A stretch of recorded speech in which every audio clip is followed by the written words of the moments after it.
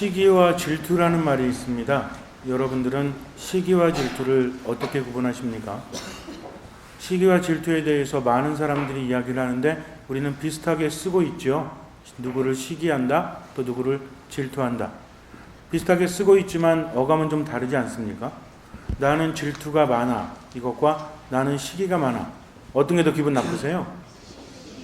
왠지 시기가 더 기분이 나쁜 것 같고, 질투가 많다는 것은 부정적인 의미도 있지만 긍정적인 의미가 있는 것 같기도 하고, 그런데 시기라는 것은 부정적인 이미지만 있는 것 같으니까 나는 시기가 많아라는 말은 굉장히 좀 듣기가 거북하지 않습니까? 어떤 염소가 함께 지내고 있는 나귀에게 좋지 않은 마음을 품었다고 합니다. 왜냐하면 이 나귀는 주인에게 칭찬을 많이 받았고 주인이 자꾸 챙겨줬기 때문에 그래요. 그래서 왜 이렇게 나귀를 챙기나 봤더니 나귀는 묵묵히 많은 짐을 지고 주인을 도와줍니다.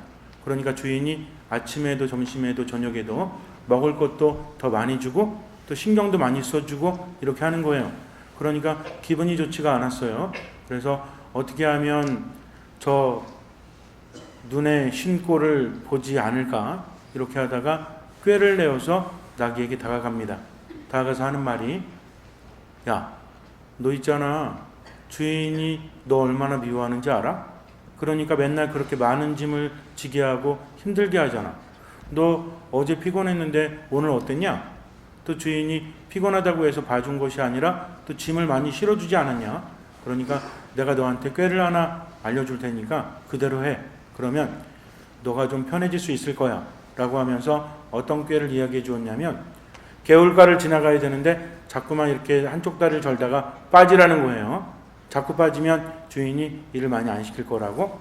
그래서 이제 나귀가 생각해 보니까 그럴듯합니다.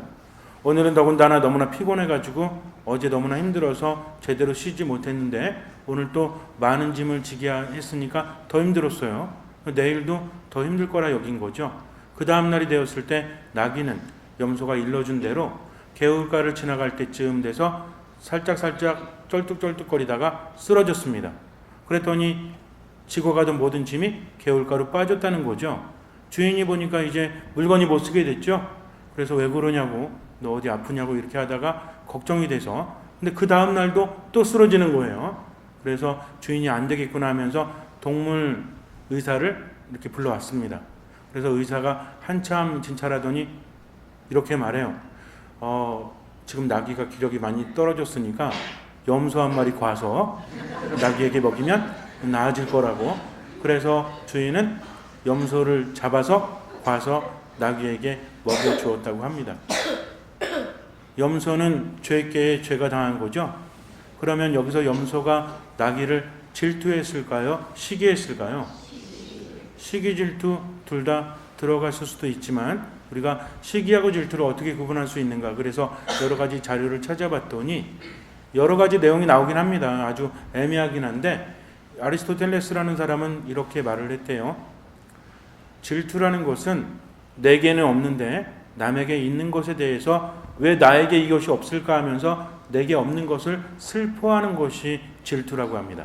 시기는 뭐냐면 내게는 없는데 왜 저 인간에게는 있지? 하면서 남에게 있는 것을 슬퍼한다는 거죠. 그러니까 질투는 뭘 슬퍼해요? 내게 없음을 슬퍼하고 시기는 다른 사람에게 있음을 슬퍼한다는 겁니다. 그럼 어떤 게 더 위험해요? 자, 내게 없는 것을 채우기 위해서는 어떻게 하면 되죠? 여러 가지 방법이 있지만 내가 실력을 키우거나 또 어떻게 하면 되지 않습니까? 그런데 내게는 없어도 그만인데 남에게 있는 꼴을 못 본다면 내가 실력을 키워서 똑같이 채우는 방법도 있지만 어떤 방법도 있어요? 그 사람에게서 좋은 것을 제거해버리는 것도 하나의 방법이 아니겠습니까? 예를 들어서 어떤 여인이 있는데 나보다 더 이쁘고 몸매도 좋아.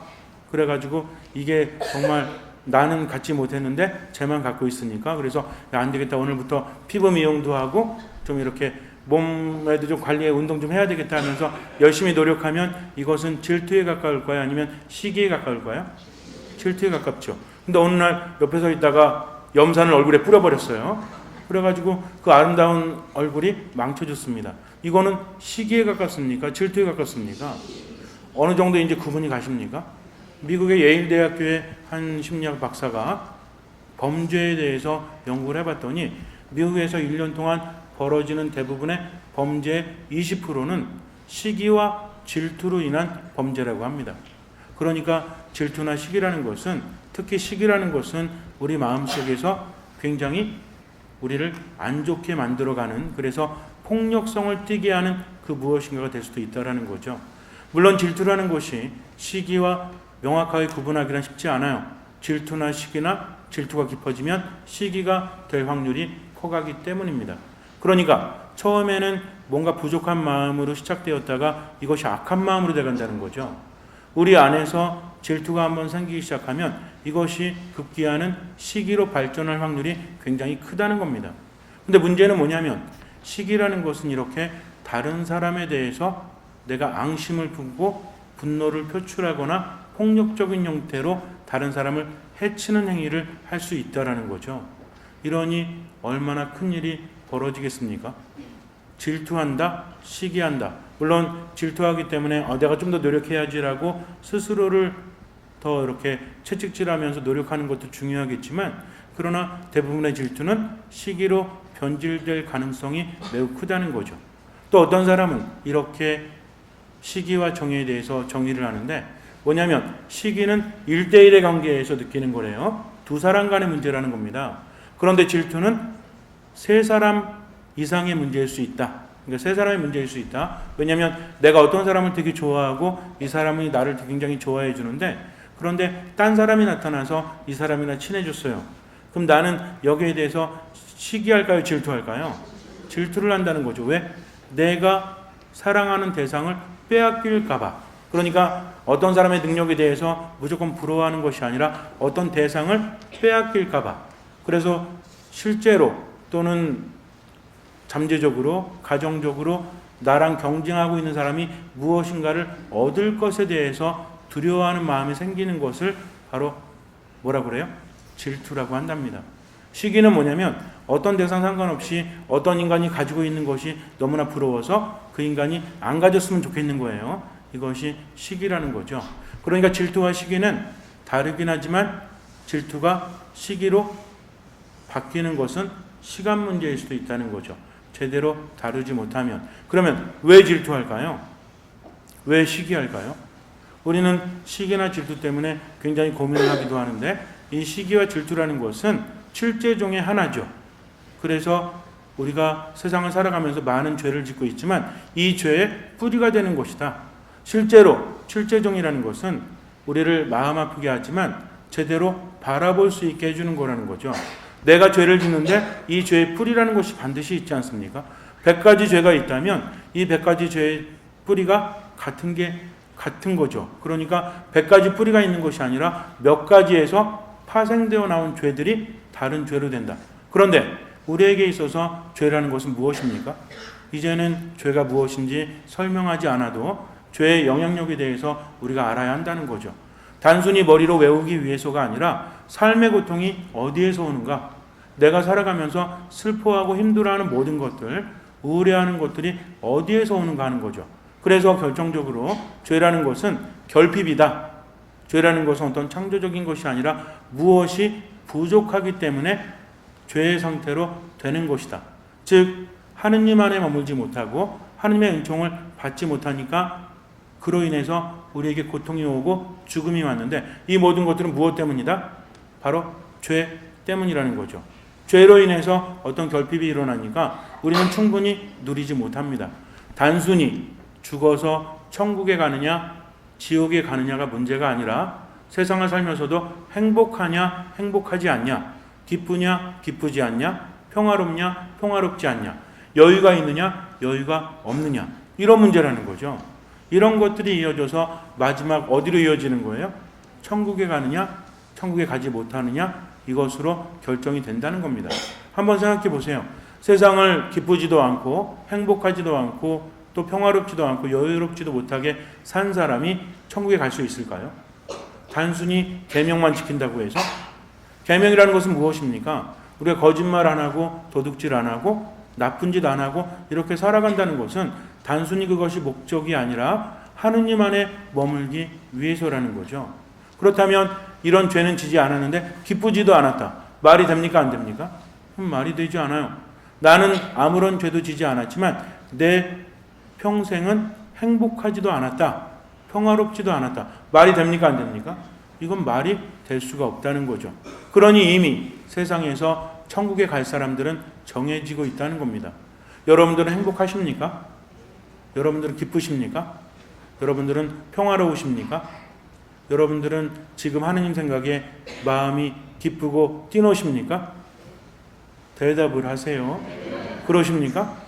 그러면 걱정할 필요가 있어요? 없어요? 걱정할 필요가 없습니다. 사랑이라는 것은, 하느님을 사랑하는 사람은 하느님 앞에서 사랑을 표현할 수밖에 없어요. 미사 안에서도 온전히 머물고 기도 안에서도 기쁨을 찾습니다. 말씀을 묵상하면서 지혜를 얻는다는 거죠. 그러니 하느님과 함께함이 너무나 좋아서 이것을 내가 말하지 않고는 배견할 수 없는 거죠. 마치 예수님께서 예루살렘으로 입성하실 때 사람들이 외치죠. 사람들이 호산나 하면서 예수님을 환영하지 않습니까? 그랬더니 조용히 하라고 했더니 이 사람들이 외치지 않으면 돌들이 외칠 거라고 말씀하십니다. 그러니까 하느님의 사랑을 체험하고 하느님의 은총을 체험한 사람은 삶 안에서 그분을 증거하지 않고는 배견할 수 없다는 거죠. 성교도 마찬가지죠. 단순히 하느님 믿으라고 전해라, 데리고 와서 세례줘라, 이것이 아니라 하느님 왜 전합니까? 내가 하느님을 체험해 보니까 너무나 좋아서 다른 사람에게 전해주지 않고는 배견할 수 없기 때문에 복음을 전하는 거지, 내가 체험하지 않는 하느님을 어찌 전할 수 있겠습니까? 그래서 복음을 전하는 사람들의 발걸음은 무거워요, 가벼워요? 가볍죠? 내가 어떤 집에 가서 아유 왜 냉담하십니까? 성당에 좀 나오세요. 하느님 좀 믿으세요. 라고 했을 때 상대방이 안 좋은 소리를 한다고 할지라도 나는 그 사람의 반응 때문이 아니라 무엇 때문에 하느님 전하죠? 너무나 좋으니까. 그래서 하느님 전하고 싶으니까. 그분의 뜻이 바로 그것이기 때문에 때로는 조금 부끄럽고 창피하고 수치스러워도 거기에 대해서 나는 개의치 않습니다. 하느님의 계약에게가 들어올 때 다윗이 어떻게 했죠? 우통 벗고 춤췄죠? 그러니까 그게 뭐냐고, 부인이 이 남사스럽게 뭐냐고, 체면이 뭐냐고, 왕이나 돼가지고. 그러니까 다윗은 알았어 미안해 하면서 안 합니까? 더 하죠. 왜? 하느님께서 오시니까 이 기쁨을, 내가 왕이지만 체면 같은 거 중요한 거 아니에요. 내가 죄도 지었지만 그래도 하느님 앞에서는 아무것도 아니라는 거죠. 체면이나 차리고 있는 존재가 아니라 하느님 오시니까 내가 기뻐서 뛰놀 수 있는 만큼 너무나 좋으니까 좋은 것을 표현하는 겁니다. 우리도 마찬가지예요. 하느님 앞에서 체면이 있어요, 없어요? 체면이 어디 있습니까? 모든 것이 하느님의 것인데 내가 목소리가 아름답지 않아도 소리를 높일 수 있는 것은 하느님 생각에 영혼이 기쁘니까 하느님을 찬미하지 않고는 배견할 수 없기 때문이죠. 내가 눈이 침침해도 복음을 묵상할 수 있는 것은 하느님 말씀을 하루라도 내 안에 담지 않으면 살아갈 수 없기 때문입니다. 내가 힘겨운 중에도 기도할 수 있는 것은 하느님께 의지하지 않으면 나는 아무것도 할 수 없기 때문에 그분의 도우심을 청하는 거죠. 그러나 억지로 해서는 안 된다는 겁니다. 이 모든 것들이 어디에서 갈리냐면 죄를 짓느냐 죄를 짓지 않느냐 하는 거죠. 단순히 이런저런 수백 가지 죄가 아니라 이 죄에는 뿌리가 있다. 그 뿌리 중에 하나가 뭐다? 죄를 짓게 하는, 나로 하여금 자꾸만 죄를 짓게 해서 하느님으로부터 멀어지게 하고 그로 인해서 기쁘지도 못하고 행복하지도 못하고 여유롭지도 못하게 하는 뿌리가 있다. 그 뿌리 중에 하나가 무엇이다? 시기라고 부르는 것, 질투라고 부르는 바로 그것이라는 거죠. 이스라엘이 어려움에 처했을 때 첫 번째 왕이었던 사울이 하느님의 뜻을 제대로 받들지 못하니까 이스라엘 백성들이 자꾸만 위험에 처했죠. 연전연패하지 않습니까? 그럴 때 하느님께서는 누구를 세우셨어요? 사울을 대신할 다윗을 세우십니다. 그래서 다윗이 나와서 인간적인 것에 의지하지 않고 뭐에 의지해서? 하느님의 은총에서, 곰의 발톱에서, 사자의 발톱에서 나를 구하신 하느님이 계신데 뭐가 걱정이냐고 사울이 막 걱정하죠. 지금 저쪽에는 누가 나왔어요? 골리앗이라는 엄청난 장수가 나와서 이 사람이 등치만 큰 게 아닙니다. 백전노장이라는 거죠. 근데 상대방은 지금 누구예요?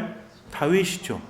어떤 장수도 이겨내지 못해가지고 다윗은 누굽니까? 전쟁의 전자도 모르는 아주 초짜죠. 그러니 다윗, 그러니까 목동 아이를 보낼 수밖에 없는 처지. 상대방은 전사 중에 전사인데 지금 이쪽에서는 아무도 나서지 못해가지고 양이나 치던 애 데리고 와서 얘를 내보내야 하니 왕의 마음이 불편합니까? 불편하지 않습니까? 너무나 불편하죠. 그러니까 이건 뭐예요? 완전히 물에 빠진 사람이 지푸라기 잡는 심정보다 더 절박하지 않습니까? 계란으로 못 친다고 그래요. 바위 친다고 하죠. 근데 이거는 계란으로 바위질을 치는 것이 낫지 더 좋은 방법이 아니에요. 그럼에도 불구하고 다른 방법이 없으니까 정말 궁여지책이긴 한데 말도 안 되는, 그 누구도 이해할 수 없는, 그러나 하지 않으면 아무런 대책이 없는 그런 수를 내놓습니다. 그래가지고 그래도 걱정이 되니까 괜찮겠니 너? 지금 상대는 엄청난 장수인데 너는 어린데다가 힘도 없고 그리고 전쟁이랑은 해보지도 않았잖아. 그랬더니 다윗이 뭐라고 그래요? 걱정하지 마세요. 저를 곰의 발톱에서 사자의 발톱에서 구하신 분이 계신데 무엇이 두렵습니까? 하면서 나가죠. 근데 뭘 가지고 나가? 돌멩이 하나 들고 가죠. 돌팔매지. 그러니까는 골리앗이 뭐래? 저게 미쳤나? 아무리 내가 이렇게 좀 나를 상대할 사람이 없다고 그래도 애를 저렇게 보내다니 다 미쳤구만 하면서 더 악랄하게 다윗을 죽이려고 했지만 돌팔매 하나에 그냥 끝나버리지 않습니까? 그래가지고 다윗이 가서 그의 칼을 빼서 목을 베죠. 우리 이걸 보고 뭐라 그래요? 돌팔매 하나가 용사를 이겼다라고 말도 안 되는 말을 또 만들어내지 않습니까? 돌팔매이기 때문에 이겨냈어요? 그것이 아니라 하느님께서 약한 자를 선택하셔서 강한 자를 이기는, 즉 하느님이 함께 하시면 아무리 인간적인 강함도 의미가 없다. 반대로 무엇입니까? 아무리 약해도 하느님께서 함께 하시면 승리할 수 있다라는 것을 보여주신 건데 우리는 가끔 그러죠. 야, 돌팔매도 그 용사를 이겼으니까 너도 열심히 하면 돼. 이 말이 됩니까? 중요한 게 뭐예요? 다윗은 왜 골리앗을 이겼죠? 돌팔매가 있었기 때문에 하느님께 대한 온전한 신뢰가 있었고 겸손이 있었기 때문입니다. 그러니까 정확하게 말한다면 어떤 사람이 힘들어할 때 야, 열심히 하면 될 거야. 이것이 아니라 뭐 하면 될 거야? 하느님께 신뢰하면 될 거야. 기도해. 하느님께 모든 것을 맡기고 최선을 다하면 될 거야. 라고 말하는 것이 더 맞지 않습니까? 근데 하느님은 빼놓고 열심히 하면 된다고요? 이거는 아무도 보장할 수 없다는 거죠. 하느님께 대한 신뢰가 있을 때 하느님은 저버리지 않으십니다. 그러니까 다윗은 온전히 하느님께 의지했다는 거죠. 근데 그러고 나서 좋은 일이 있을 줄 알았죠. 근데 어떤 일이 발생합니까? 사울은 천을 치시고 다윗은 만을 치셨네 하면서 누가 노래해요? 백성들이 다윗을 환영하지 않습니까? 그래서 사울은 수천을 치시고 다윗은 수만을 치셨다네. 이 이야기를 하니까 백성들은 이 얘기 왜 한 거예요? 너무나 기쁘니까. 다윗이라는 정말 어린 그런 장수가, 전쟁도 잘 모르는 장수가 그렇게 적의 정말 용맹한 장수를 이겨냈으니 얼마나 기쁩니까? 얼마나 행복합니까? 그러니까 이건 뭐냐면 다윗을 칭찬해 주기 위해서 하는 노래죠. 그래서 사울은 수천을 쳤지만 다윗은 수만을 치셨네 하면서 노래했는데 이게 사울에게는 어떻게 들려? 야, 나는 수천을 쳤다고 하고 다윗은 수만을 쳤다고 하니까 누구를 더 높게 평가한다? 이제 뭐만 하면 되겠네? 왕위만 차지하면 되겠네 하면서 비아냥거리죠. 이 마음은 무엇입니까? 이 마음은 질투에서 시작이 되지 않습니까? 왜? 다윗 자체에 대해서는 사울도 사랑했거든요. 그래서 아들처럼 여겼거든요. 그래서 사울의 아들 요나단과 다윗이 굉장히 친하지 않습니까? 사실은 사울이 다윗을 엄청나게 아꼈어요. 근데 문제는 뭐야? 너무나 아끼고 너무나 사랑했지만 사람들이 평가하는 데 있어서 나보다 더 높게 평가를 하니까 내 자리를 잃지는 않을까라는 질투하는 마음이 생겨났다는 거죠. 그런데 이것이 점점 커지다 보니까 그 틈을 타고 누가 들어옵니까? 이 7제종 중에 하나라는 것은 죄의 뿌리가 된다는 것은 여기에서 수많은 죄가 파생된다는 것을 의미하기도 하지만 이것을 통해서 누가 우리 마음에 들어온다? 사탄이 우리 마음에 들어온다는 거죠. 여러분도 한번 생각해 보세요. 옛날에 일본이랑 중국이랑 전쟁할 때 어디를 가운데 두고 전쟁했습니까? 우리나라를 가운데 두고 전쟁했죠. 지네 둘이 싸우는데 그러다 보니까 어디가 피폐해져? 우리나라가 피폐해지지 않습니까? 그런 경우가 얼마나 많은지 몰라요. 청일전쟁할 때에도 우리나라에서 막 싸웠죠. 그러니까 우리나라는 상관도 없는데 어때? 이리 밟히고 저리 밟히고 이리 빼앗기고 저리 빼앗기지 않습니까? 사탄이 내 마음에 들어오면 상대방을 공격하는 것 같지만 그러는 사이에 누가 더 망가져? 내 자신이 더 망가진다는 거죠. 하느님께 선택을 받았음에도 불구하고 점점 더 하느님과 멀어지다가 질투에 눈이 멀고 그로 인해서 하느님으로부터 더 멀어졌죠. 그래서 하울은 어떻게 합니까? 잠조차 제대로 자지 못합니다. 불면증으로 눈을 감을 수 없는 거죠. 얼마나 힘들어요. 오늘도 보니까 어디에서 오늘 아침에 그랬대죠. 어떤 40대 가장이 경기도 광주인가 거기에서 부인 죽이고 애들 죽이고 투신 자살하지 않았습니까? 왜 그랬대요? 불면증 때문에 그랬다. 이렇게 나옵니다. 잠을 자지 못하니까 왜 못 잤는지 모르죠. 이게 불면증 때문일까요? 저는 그렇게 생각하지 않아요. 그럼 불면증을 앓고 있는 사람은 다 그렇게 악랄한 짓을 합니까? 왜 불면증이 왔는지를 봐야죠. 근데 요즘에는 텔레비전 보거나 이럴 때도 그런 것들, 우울증 때문에 자살했다, 뭐 때문에 자살했다 하면서 어떤 증세에 대해서만 이야기하지만 우울증 때문에 자살을 하고 또 아이들도 마찬가지죠. ADHD 때문에 애들이 학업 집중하지 못하고 완전히 개판이다라고 하니까 어떤 판단이 생겨? 나는 우울증이 있구나. 그러니까 난 뭐 할 수도 있다? 자살할 수도 있겠네. 라고 생각을 하기 때문에 그런 범죄가 일어나지 않습니까? 분노조절 장애라고 합니다. 이게 여러분 잘 생각하셔야 돼요. 분노조절 장애라는 것은 뭐냐면 현대 사람들을 보니까 이런 행태가 많이 일어난다더라. 왜 범죄를 질까? 그랬더니 자신의 뭐를 조절하지 못해서 분노를 조절하지 못해서 이런 잘못을 하고 사회 폐악을 끼치고 자기도 망가지니까 이런 형태를 뭐라고 부른다?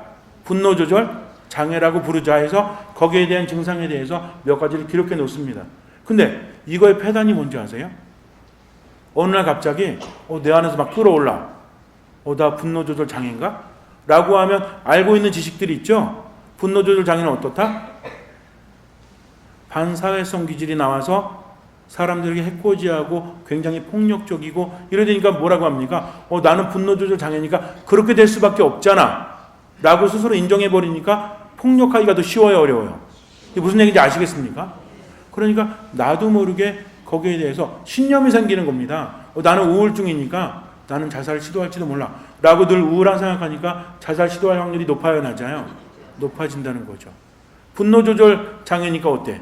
나는 분노조절이 안 되니까 참으려고 하기보다는 분노조절 장애는 이런 폭력적인 성향을 띌 수밖에 없다라고 스스로 믿고 있죠. 그러니까 폭력하기가 쉬워요, 어려워요? 쉽습니다. 애들도 마찬가지예요. 야, 너는 주의력 결핍장애지? 아무렇지도 않게 얘기합니다. 너 ADHD지? 그러니까 엄마나 애도 학교에 선생님이 뭐래? 우리 애는 주의력 결핍장애래. 그러니까 엄마가 와서 한숨 쉬다가 애가 막 설치니까 뭐래? 너 이러니까 선생님이 너한테 주의력 결핍증이라고 하지? 그러니까 애는 뭐라 그래요? 나? 주의력 결핍증인가? 그러고 나서 그런 거에 듣겠어요? 안 듣겠어요? 텔레비전에 얘기하고 인터넷 찾아보면 다 있는데 주의력 결핍장애 찾아봤더니 어때? 내가 이래서 공부가 안 되는구나. 내가 이래서 상처가 많구나. 그러니까 포기해버리죠. 어차피 난 뭐니까? 주의력 결핍 장애니까. 이게 얼마나 무서운 건지 아십니까? 그러니까 어떤 질병에 대해서 또 어떤 현상에 대해서 정의해 놓을 때는 100% 맞는 것은 아닙니다. 근데 우리가 이런 증세를 보니까 이렇다더라 해서 통계적으로 만들어 놨는데 우린 거기에 막 휘말린다는 거죠.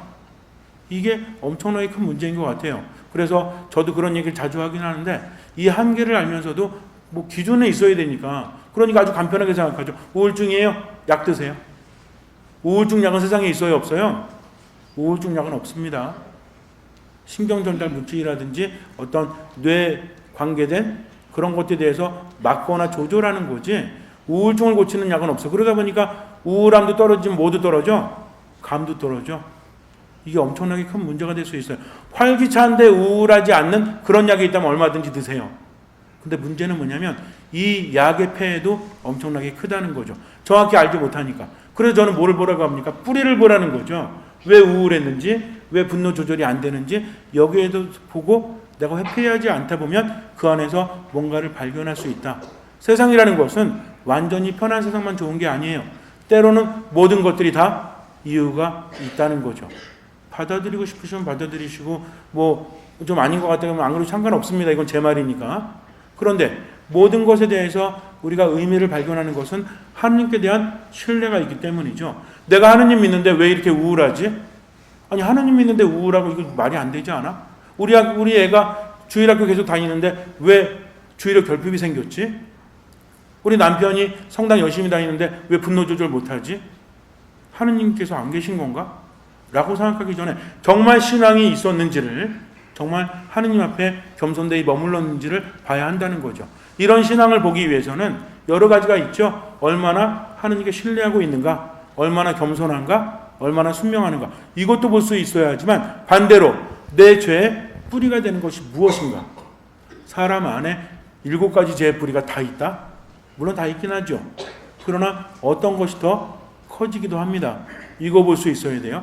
때로는 분노의 형태로 내보이고 있지만 결국 안에는 뭐가 자리 잡고 있어? 분노일 수도 있지만 시기나 질투일 수도 있다는 거죠. 이건 남들이 알아요, 몰라요? 남들이 모릅니다. 때로는 정말 아주 차갑게 이렇게 하고 있지만 마음속에 뭐가 있기 때문에 시기와 질투가 있기 때문일 수도 있다는 거죠. 근데 이 시기와 질투는 상당히 위험합니다. 왜? 예수님도 왜 돌아가셨죠? 우리를 구원하시기 위해서. 그런데 구체적인 현실 안에서 바리사인이나 율사들이 예수님을 뭐 했기 때문에? 시기, 질투했기 때문입니다. 모든 것들이 다 그렇죠. 우리도 살아가면서 시기와 질투가 생기면 괴로워요, 안 괴로워요? 괴로운데 다 자기중심적이죠? 요즘에 뭐라 그래요?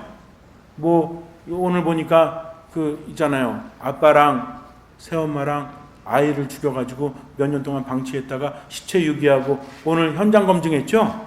근데 범죄심리학 교수가 나와서 하는 말이 뭐래요? 원래 인간이 악하대. 그때 봤더니 십자가를 차고 있더라고요. 이렇게 그분이 왜 그런 말을 했는지 몰라요.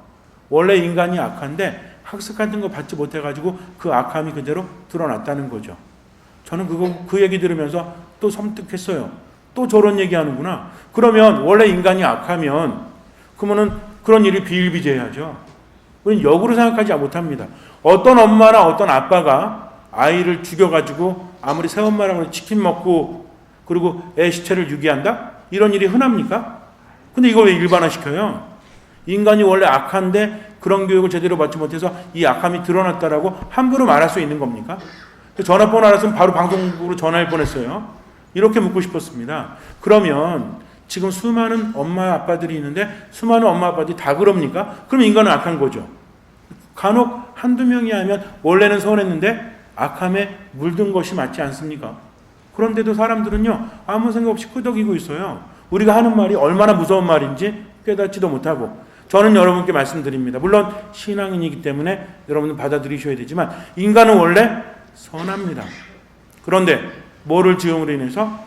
죄를 지음으로 인해서 하느님께 보호를 받지 못하니까 점점 누구 중심이 돼요? 자기 중심이 됩니다. 그분이 말씀하신 것 중에 이건 맞아요. 사람들이 다 자기 중심이기 때문에 지금 부모가 아버지도 그렇죠. 이렇게 얼굴 공개하지 않고 이렇게 하면서 아무런 말도 하지 않습니다. 기자들이 왜 죽였냐, 왜 그랬냐고 해도 대답해요, 안 해요? 안 하잖아요. 그러니까 이걸 어떻게 분석해요? 자기중심적이라 괜히 말 잘못했다가 더 상황이 안 좋아질까 봐 또는 당황해서 그렇다라고 합니다. 저는 이런 생각을 해요. 자아마저 상실할 정도로 죄 속에 빠져 있기 때문이죠.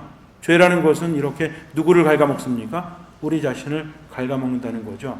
처음에는 조그만 죄로 시작을 하지만 이것이 우리 안을 빛을 점점 어둡게 하니까, 어둠이 존재하니까 앞을 봐요, 못 봐요? 앞을 못 보죠? 제대로 길을 갑니까, 못 갑니까? 빛이 없으면 제대로 길을 가지 못하니까 이게 인간의 길인지 짐승의 길인지 나중에 저지르고 나서야 정신 차리니까 어때요?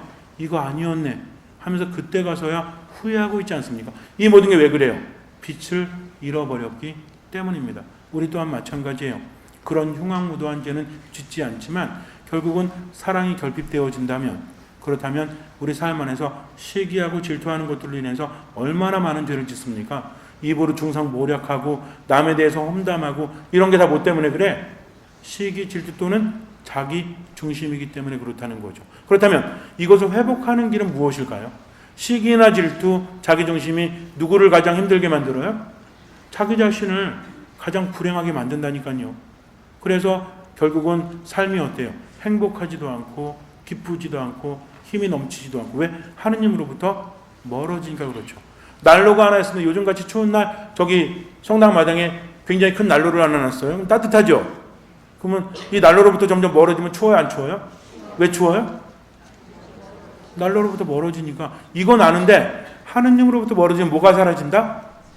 기쁨이 사라지고 행복이 사라지고 평화가 사라지고 여유가 사라지니까 어때? 편히 쉬질 못하고 늘 곤두서 있죠? 그러다 보니까 누구의 유혹에 휙 넘어가? 사탄의 유혹에 넘어가가지고 쉽게 분노하고 쉽게 시기하고 질투하고 이런 죄 속에 빠져들 수밖에 없다는 겁니다. 그러면 이 때문에 내가 행복하지도 않고 기쁘지도 않다면 역으로 바꾸려면 어떻게 하면 돼? 시기하지 말아야 되겠다? 됩니까? 난로에서 떨어졌는데 추운 게 당연한데 그게 되냐고요? 안 되죠. 그럼 어떻게 하면 돼? 난로로 가까이 가면 되죠. 나 왜 시기하지? 나 왜 질투하지? 나 왜 분노하지? 백날 생각해봤자 해결 방법은 없습니다. 그러나 어떻게 하면 돼요? 하느님 안에 머물면 되죠. 아, 내가 시기하는구나. 내가 질투하는구나. 하느님 도와주십시오. 하고 기도하고 미사 중에 온전히 머물고 말씀 묵상하면 그때부터 이런 것들을 누가 치유해 주세요? 하느님께서 치유해 주신다는 거죠. 이거 아니면 길이 없습니다. 그래서 사울도 다윗에 대한 시기와 질투가 있었지만 그래서 몇 번이나 죽이려고 하지만 실제로 하느님 앞에 머물기만 했다면, 그러나 그는 자기를 내려놓지 못해서 하느님 안에 머물지 못했죠. 우리도 마찬가지예요. 하느님 안에 머물기 위해서는 뭘 버려야 돼요? 이기적인 내 자신을 버려야 합니다. 성질도 안 버리고 뭐도 안 버리고 노력도 하지 않으면 그분 안에 머물 수 없기 때문이죠. 잠시 눈을 감으세요. 하느님 안에 머물기 위해서는 자기 자신을 내려놓아야 합니다. 나를 움켜쥐고 그분 안에 머물 수 없기 때문이죠. 욕심이 많으십니까? 그러면 억지로라도 하느님을 위해서 욕심을 비워나가고 오히려 베풀 수 있도록 하십시오. 욕심 부리지 말아야지 이런 것만 갖고 안 돼요. 오히려 베푸십시오. 시기와 질투가 많으십니까? 그러면 남 칭찬을 자주 하십시오.